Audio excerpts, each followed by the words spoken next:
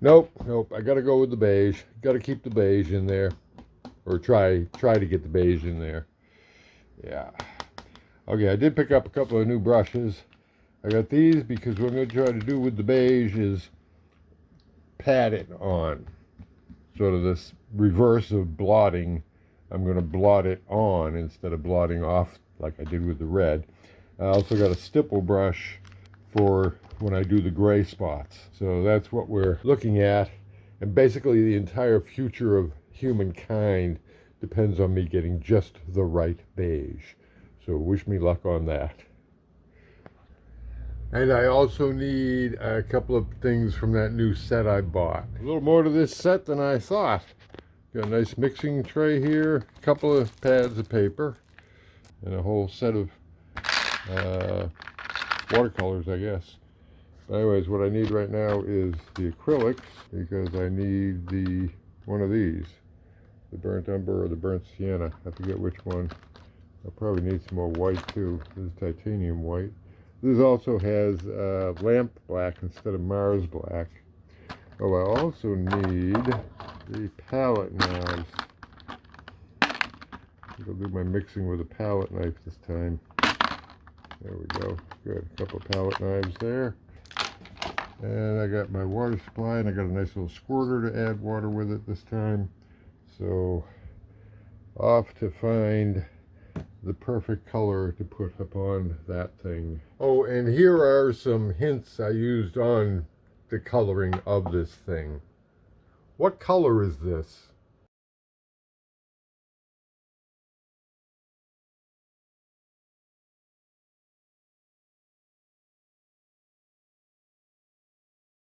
How do I make beige with acrylic pigments?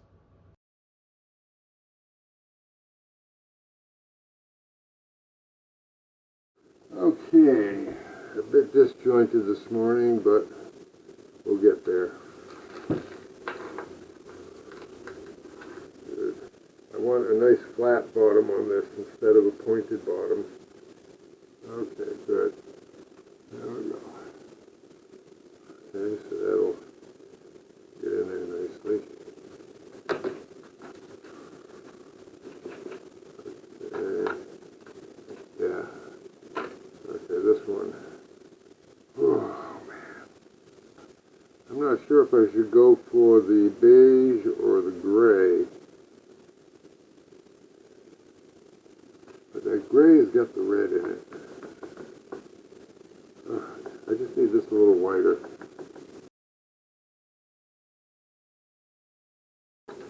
This is burnt sienna. And we're just going to put a tiny bit there. Oh, way too much. Yeah, we're going to have to add more white. And tiny bit of yellow. There we go. Ooh. Interesting. A little more white.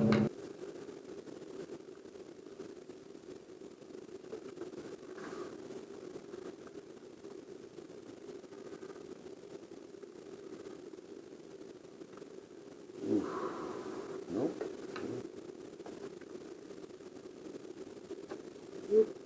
Boy, this is tricky business. Ooh, that's close. That wants more white.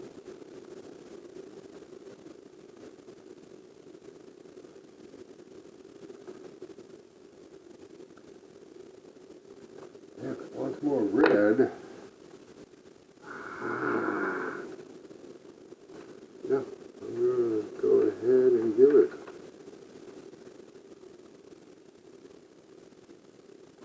Oh, way too much.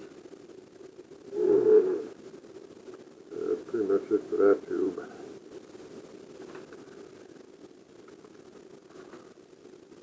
That's good. That's good.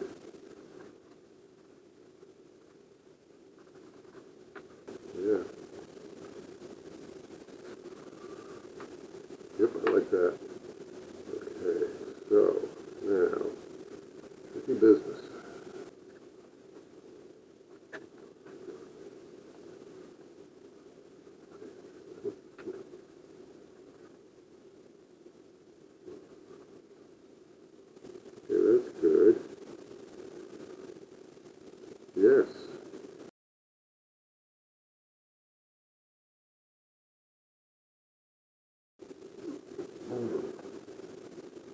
Yeah.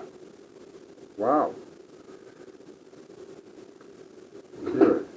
Back off and leave it alone. Alright.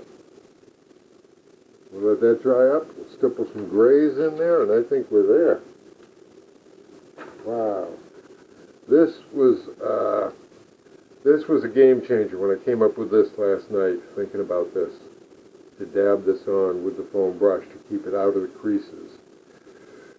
Just make it a surface thing. That was a game changer.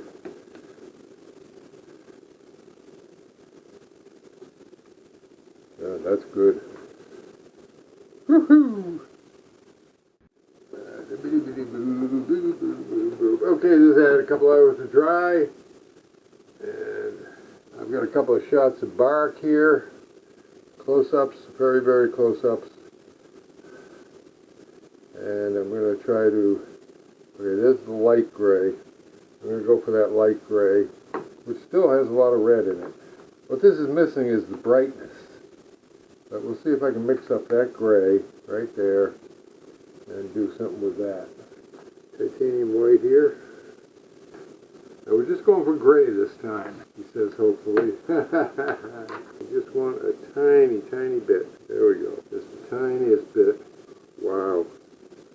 You saw what a tiny amount of black I put in there. Look at that. Gone to dark, dark gray. That is amazing. In fact, that's too dark to even work with. So I'll use up all my white trying to get that to a lighter shade. White down here. We'll put a little tiny bit of this. Just a tiny little bit onto all this white. Interesting. That seems to have a slightly red tint to it too. And believe it or not, that is still too gray.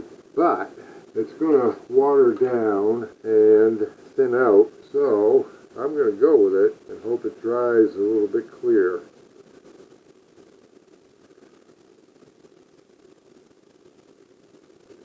Okay, this is just slightly gray. I've still got the red showing through very nicely, and the beige that I don't think was actually beige. I can probably go on with pure white. But we're going to let this dry up. And I'm going to waste all that. That's going to dry up and won't get used. I'm going to put plastic over that, see if that preserves it. Okay, that's it for this round. Back to the fan.